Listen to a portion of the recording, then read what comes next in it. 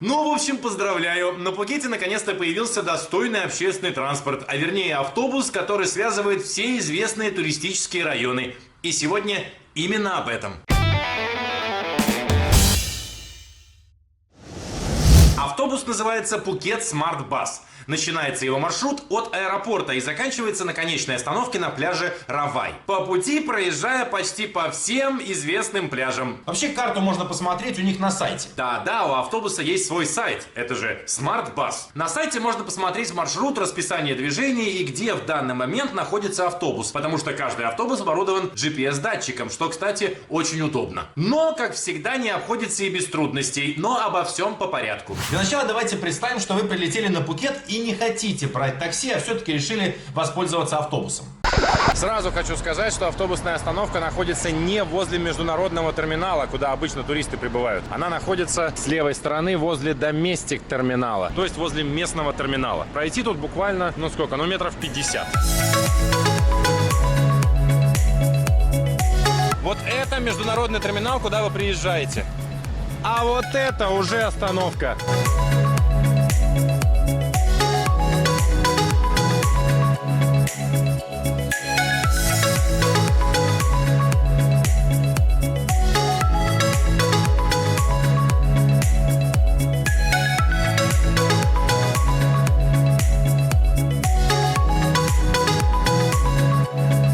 Казалось бы, все просто, но именно здесь начинается самое интересное – оплата. Оплата производится внутри автобуса, но не деньгами, а специальной транспортной картой, которую вы покупаете здесь же у водителя. Карта стоит 300 бат, причем 100 из них по умолчанию уходят за приобретение карты. А на счету у вас остается только 200 бат. Так вот, самый длинный путь, то есть от начальной точки до конечной, от аэропорта до пляжа Равай, стоит 170 бат. Минимальная стоимость проезда 50 бат. Это ближайшие остановки, например, с Корона на Патонг. При входе прикладываем карту к датчику, тем самым обозначая начало нашей поездки. При выходе еще раз прикладываем карточку и тем самым обозначаем окончание нашей поездки. Таким образом высчитывается цена за проезд.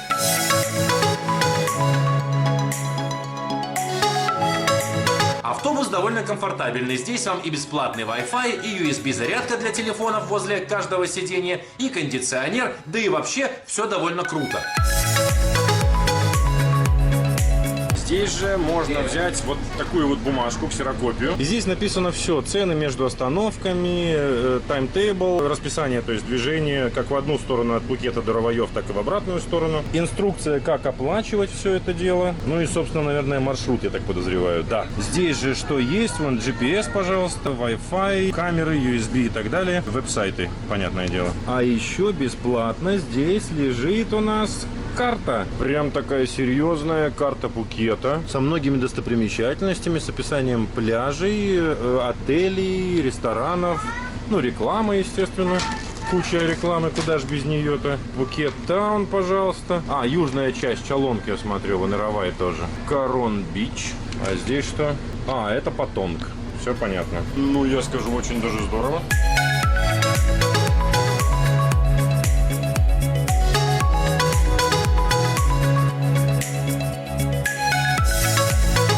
Продолжительность полного маршрута от аэропорта до Равай около 2-2,5 часов. Начало движения в 6 утра и прибытие последнего автобуса на конечную в 10 вечера.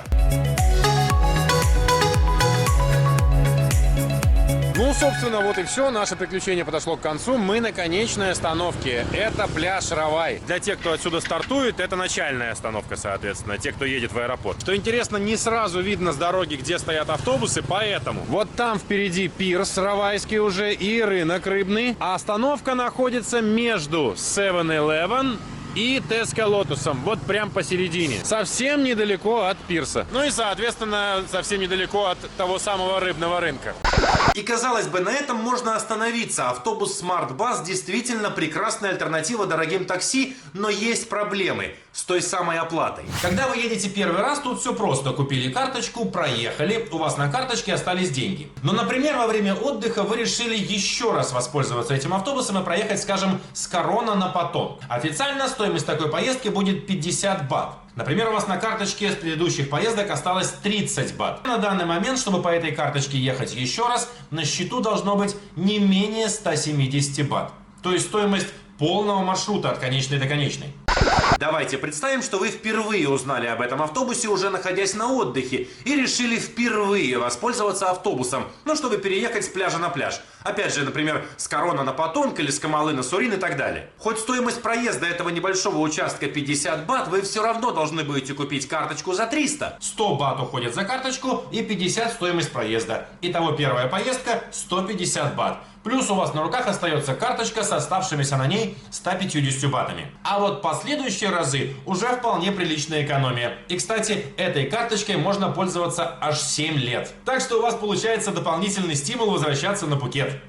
Вообще транспортная карта дело привычное, но вот с ее пополнением на Пхукете на данный момент возникают проблемы. Если в наших странах, в России, Беларуси, Украине, пополнить ее можно без проблем чуть ли не на каждом углу, либо в отделении банка, либо где-то в кассах, либо в терминалах, коих предостаточно, то на Пхукете не так много мест, где это можно сделать. Вы не можете ее пополнить у водителя. Пополнить ее можно, как говорят, в Бангкок-банк, Крунгтай, Макдональдс, Биг Си и Фэмили Март на Патонге. Но по отзывам тех, кто уже пытался это сделать, сами продавцы пока не очень в курсе, как это делается, поэтому могут возникнуть проблемы. Хотя водители сейчас это понимают и относятся довольно лояльно. Если у вас уже есть купленная карточка и на ней не хватает средств, они готовы принять оплату наличными, но только если у вас уже есть карточка. Если нет, покупаете новую. Кстати, по этой карте еще можно оплатить проезд в бангкокском Скайтрейне. И да, совсем забыл, одна карта на одного человека. Оплатить проезд 2 и более людям по одной карте нельзя.